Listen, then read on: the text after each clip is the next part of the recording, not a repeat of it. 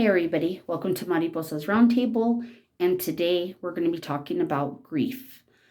Um, Before I even dive into this and before I get into this video, there is one thing I do want to say prior to even starting this. What we're going to talk about is basically my journey and what we went through. This has nothing to do with anybody else's feelings. This is basically what and how I saw it through my eyes. And the reason why I reiterate that is that my husband has always taught me there's always two sides to a story.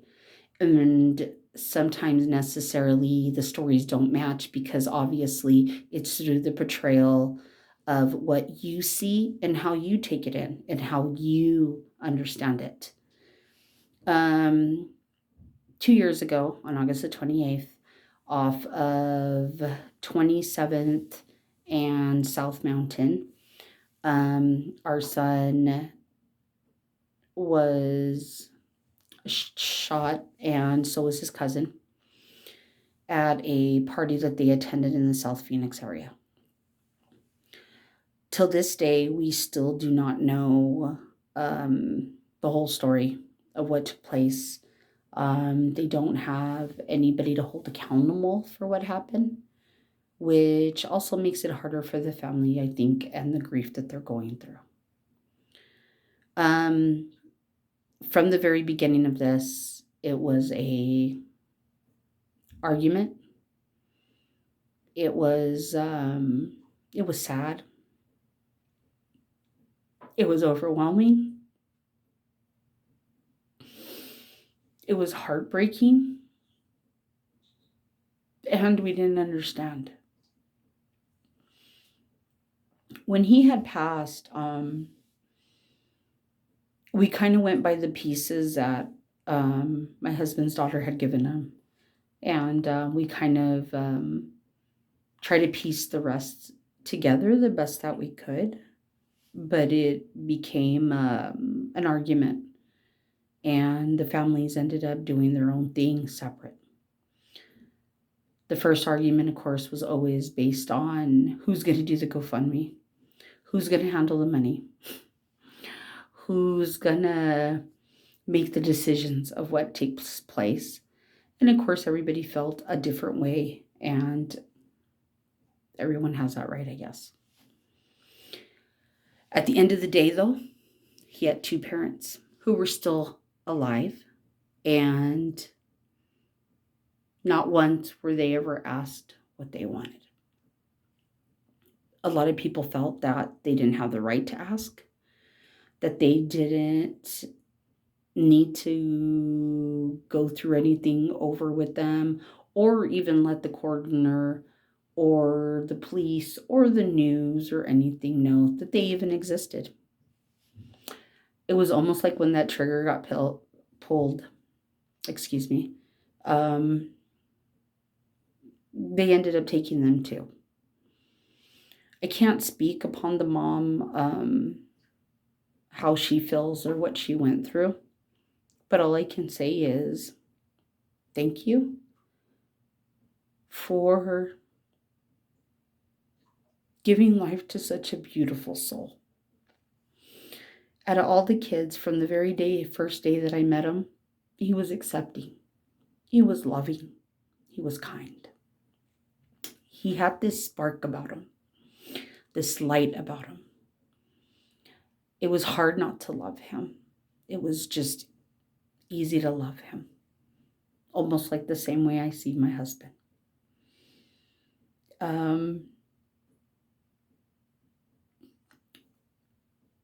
My biggest thing about this is, look, first off, being a step parent is a hard thing. I don't ever like to refer myself to one because I wasn't given the opportunity to work with them like that and have that one-on-one with them as much because of the circumstances that they were in. You know, my husband had actually went to court and had won custody of the kids, but at the end of the day, the kids wanted to go with their grandfather. It was easier to go with him than it was to have to go by my husband's rules. and follow what he wanted and how he wanted things done. He's a very strict parent. He believes in the old school way, and he demands respect, even from the kids. Um, so they ended up being raised by the grandfather, and the grandfather and my husband did not see eye to eye. I did get to meet the man. There was a time frame where Robert, our son, had asked me if he could come live with us. And I actually went out to the car, spoke to the grandfather, and I understood why everybody felt the way they did about him. It was like talking to a closed book. It was like talking to someone that was more worried about themselves as a person than they were about how their actions were affecting the children or the people around them. Very close-minded, a lot of hatred towards my husband. And it wasn't a time to feel that way. It was a time for us to come together as adults and as parents and figure out what was going to be the best living experience for him. I believe in my heart that if he would have came with us, things would have been a lot different because his dad, like I said, had that stronger hand. Not following rules was not an option in our household. Ask my other two. But again, he wasn't given that opportunity. The last time we had saw Robert, they had gotten into a disagreement, and they hadn't spoken since then. My husband, I could see how he just broke. Here's this man that was so strong and so put together and always held me together and made me who I was. And for the very first time, I felt like he was broken and there was nothing I could do. As a partner of someone who's dealing with a spouse who's dealing with such a big grief, the best advice that I can give you as you go forward is just be there. Wait till they come to you. Give them that space, that understanding, and try not to involve yourself too much into the family because at that time, I think everybody's feelings and emotions are very heightened. And I'm sure the kids felt a certain way towards me and also towards my boys. You have to remember my husband raised our boys since they were little. He was a big part of their life. Or with the other older kids, that opportunity did not happen or was given to him. So he didn't have that big of an influence on them as the last two did. During the time of our son's passing, we were also dealing with our youngest one going through, I guess, what we would call literally a mental breakdown. His past had kind of caught up with him, and he was having a hard time processing a lot of things.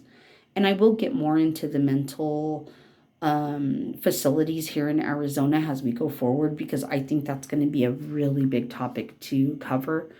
There's a lot of things in the mental field that I think a lot of parents don't know about. And I'm hoping to give you guys the information so that way you don't go so blindsided like we did. So here I am at work. I'm getting this phone call, and my husband is in pieces. To this day, I look at him, and I can still see the hurt and pain. My husband has still not been to the gravesite where his son is buried. The headstone has my husband's name on it. It's not even his name. They knew that wasn't his name, and they still put it on the headstone. So basically, it's like if my husband's buried there, not his son. That's the first thing. The second thing was I finally got a hold of the coroner. I had asked if they could give us the details that we needed to find out a little bit more of what had happened. And I'll never forget him telling me that the grandfather had basically said that he had no next to kin. They did not exist. And he was the only next to kin. And obviously the siblings that were older and that were also living with him at the time, which was not true. The mother is alive and well, and so's the dad. I don't have words for him at this moment because I don't want my hatred to come across. But I do want this message to come across. What you did to this family and to these children and to everyone else around your circle is unacceptable. As a man and as a person. How dare you fail with your own children, your own marriage, and have the nerve to take someone else's children because of your own jealousy and insecurities and hatred towards my husband? How dare you not put the proper name on this child's headstone? And how dare you not let them have the proper peace they deserved as parents? They gave life to that child. They had that child. And how dare you do that to your daughter and to my husband and to our family? In the obituary, it read that we did not exist, all the way down to my husband's father, which is the grandfather, which is very much involved in their lives, just because of the hatred of my husband. I ended up having a memorial service for my husband separate from everybody else. We had actually a private ceremony where only immediate family was allowed to be there. I did that to give him peace because it wasn't a time to be arguing, to be yelling and fighting. He was already trying to process what he could. And I thought that was the best thing to do for him.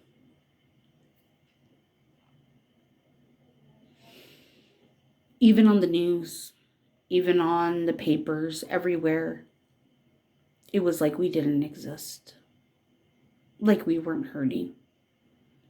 My husband wasn't hurting. The boys were irrelevant. I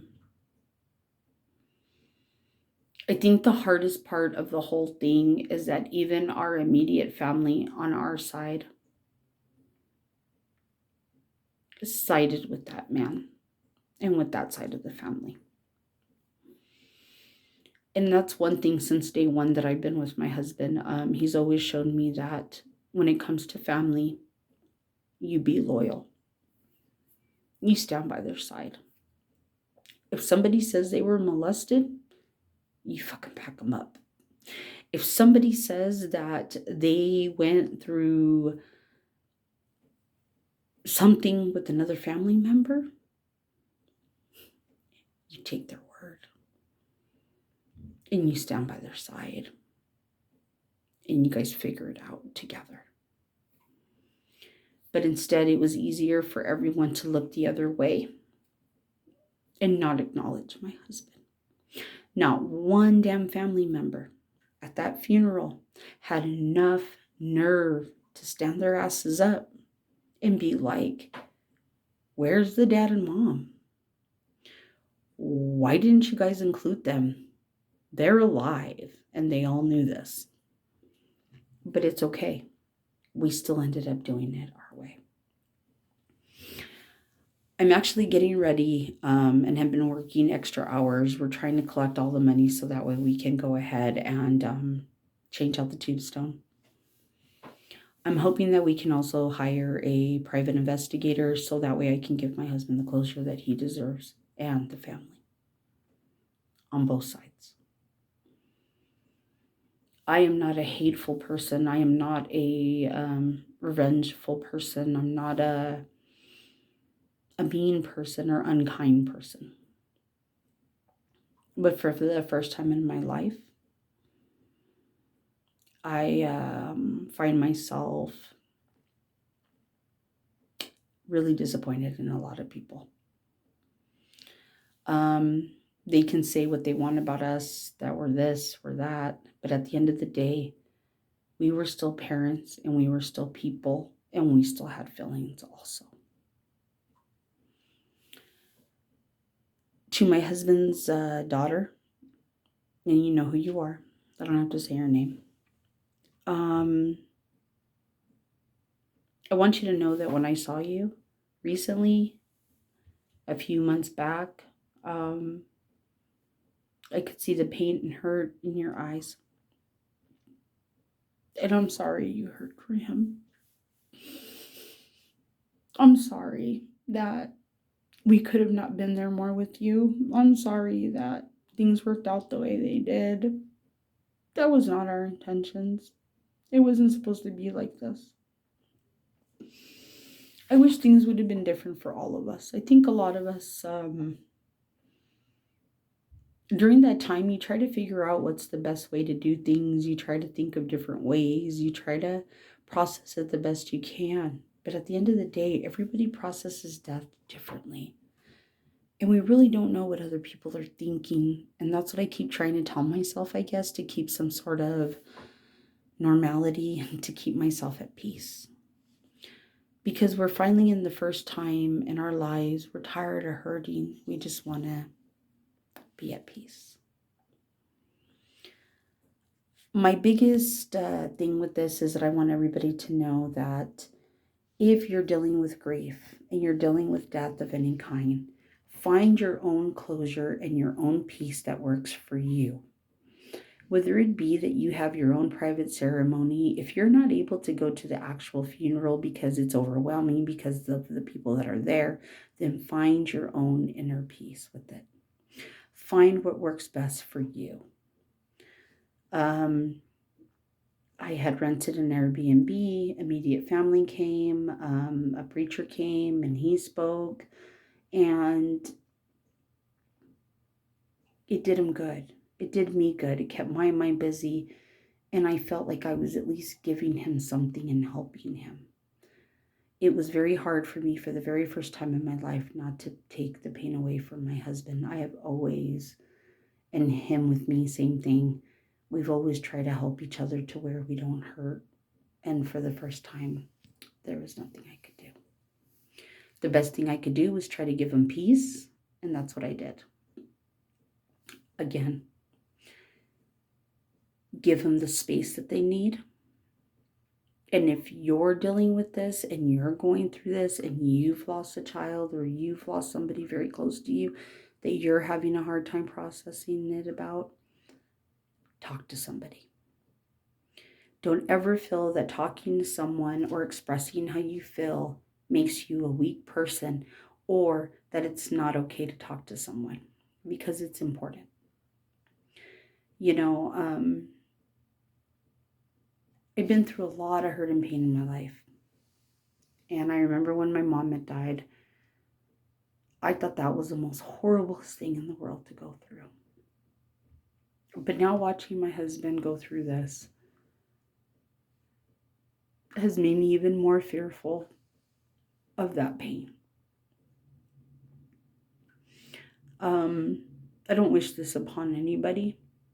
I hope that one day we do have closure and we find out what happened. That way it can be resolved and taken care of. It won't ever bring him back. But I think he'll give the family some closure, and I think they need that. I think they deserve that. I think everyone deserves that. I think he deserves justice. I think that Javier deserves justice because they were together. I believe that people should be held accountable for the wrong that they do. I've always been held accountable for every bad thing I ever did in my life. I feel like even to the extreme. I mean, I was a young mom, 17 years old, had my first daughter at 18. People are always quick to judge. But what people don't understand is that when we're having kids as kids, it's a very complex, hard thing to deal with. And there is no right or wrong way to mourn. Um, Again, all you can do is just give people space and time. That's it. If anybody else would like to share their story, talk about their journey about it, please let me know. Um, on my next video, we're going to get into the mental health issues for juveniles.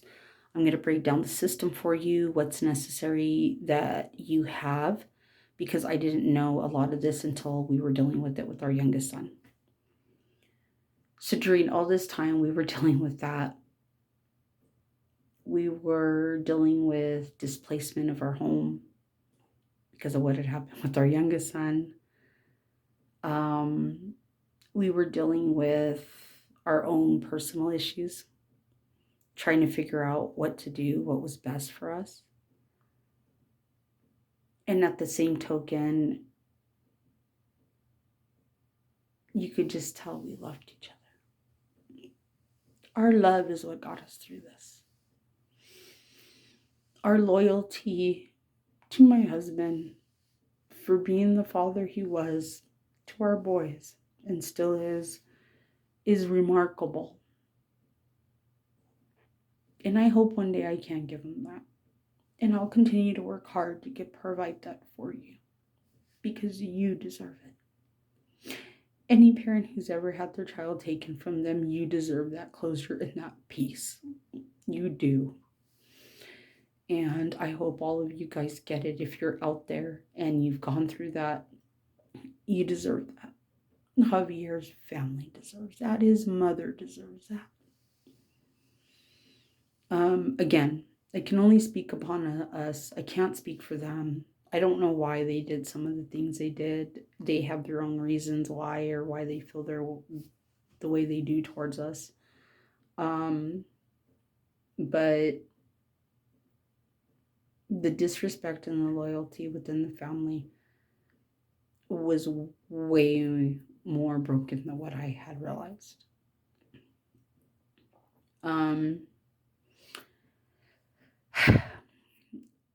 It's a lot. I don't even know where else to go with this. Please comment below any ideas or thoughts or what you guys may be thinking. Respectfully, love to hear about it. Again, hit that like, hit that subscribe, and don't forget to hit that button so that way when I do release another video or a story time, you can listen to it. Again, if you have anything you'd like to share, it's called Mariposa's Roundtable. I will be chopping it up with other women, other people, things that they're going through. I'm hoping to even take a little trip out to the Navajo Nation, all kinds of things. I'm a couple of years from being 50, and it's time to let my learning experiences become tools to help you live a better life. And that's what it's about. And also helping me mentally to just let it all out. Again, this is Mariposa's Roundtable. My name is Roxanne. And don't forget to like, subscribe, and hit that bell button. And one more thing before I go. Rest in peace, Robert. And rest in peace, Javier. And we promise we'll never forget. And you will have justice.